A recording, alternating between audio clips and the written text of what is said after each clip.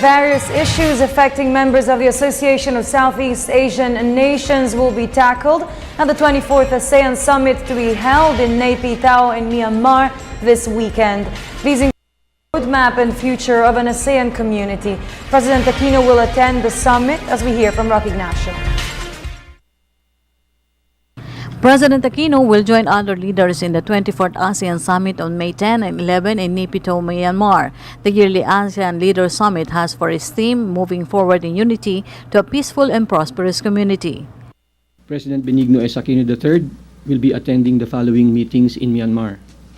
On Sunday, May 11th, he will be attending the 24th ASEAN Summit Plenary, the 24th ASEAN Summit Retreat, the ASEAN Leaders Interface Meeting with representatives of the ASEAN Interparliamentary Assembly, the ASEAN Leaders Interface Meeting with representatives of the civil society organizations, and the ASEAN Leaders Meeting with ASEAN Youth. The President is also scheduled to attend the welcome dinner hosted by Myanmar President U Thein Sein for all ASEAN leaders and their delegations on Saturday, May 10th. The meeting will focus on member economies' commitment to manifest the realization of a politically cohesive, economically integrated, socially responsible, and people-to-people community. Myanmar, as ASEAN chair, will brief the leaders on its preparations for ASEAN's participation in the G20 summit in November this year.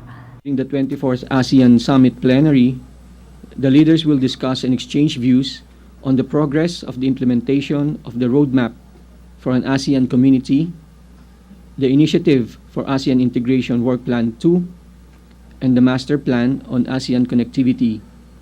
They will also discuss and exchange views on the future of ASEAN community and the external relations and future directions.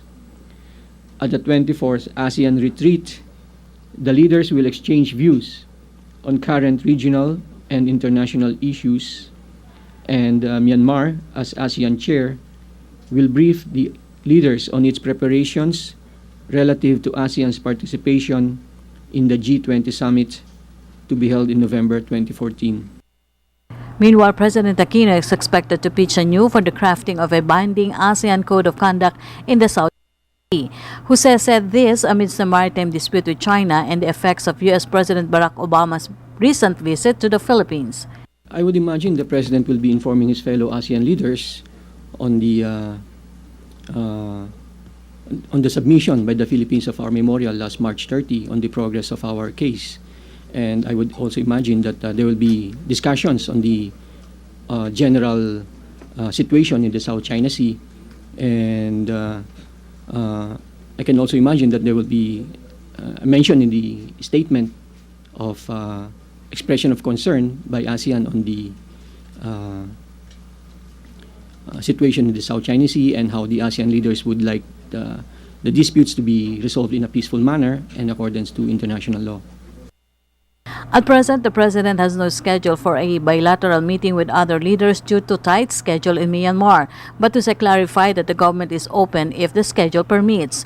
This will be the President's second visit to Myanmar since he assumed office in 2010.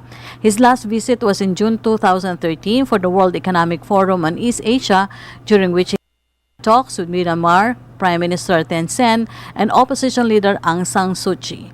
For the People's Television, Ignacio.